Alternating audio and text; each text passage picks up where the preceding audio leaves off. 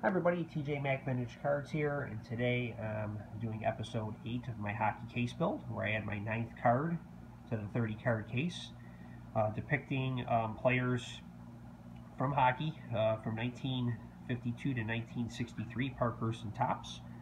Let's do a quick recap of where we are to date. 57, Gordie Howe. 60, Parkhurst, Rocket Richard. 54, Parkhurst, Tim Horton. 63 Parkhurst, Frank Mahovlich. 61 Parkhurst, Dickie Moore. 54 Parkhurst, Milt Schmidt.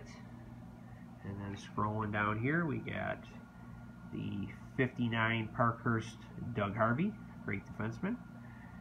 The last episode we did 61 Topps, Bobby Hull. And continued Topps here with another American hockey team, the New York Rangers, and this card is depicting the great Jean Ratelle. This is a 62 Topps card, first Ranger add to the case. And as you're going to note, for those who don't know a lot about hockey, back then there was only 6 teams in the league. So you had the Rangers, the Blackhawks, the Bruins, the Red Wings, and the Maple Leafs and Canadians. So that was the original 6. That maybe some of you don't know a lot about hockey. You hear that term original 6, that's where it comes from, the 6 original teams that comprised the NHL until they expanded in the later 60s.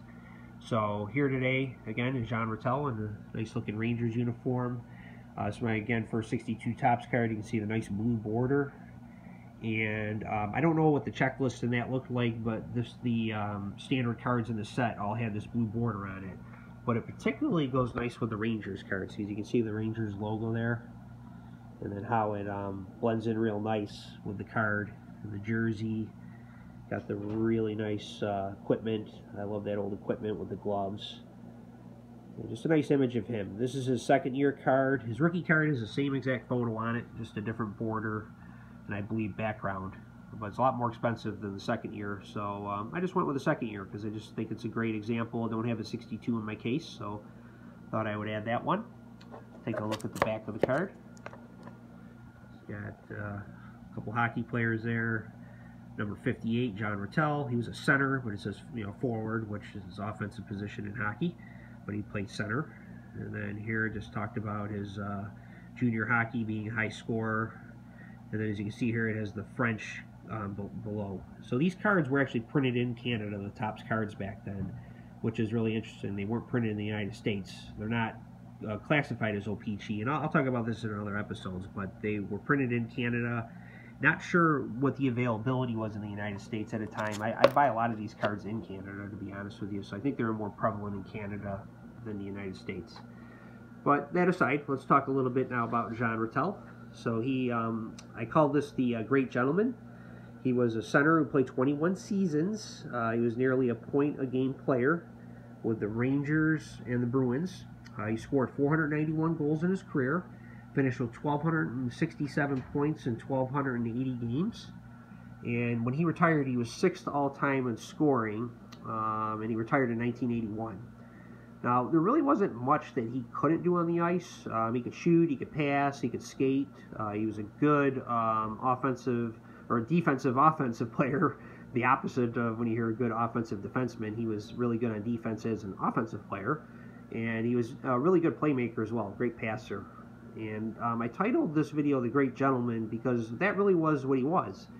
The best way to sum up Jean Ratelle is that he was a great player, but he was even a better person.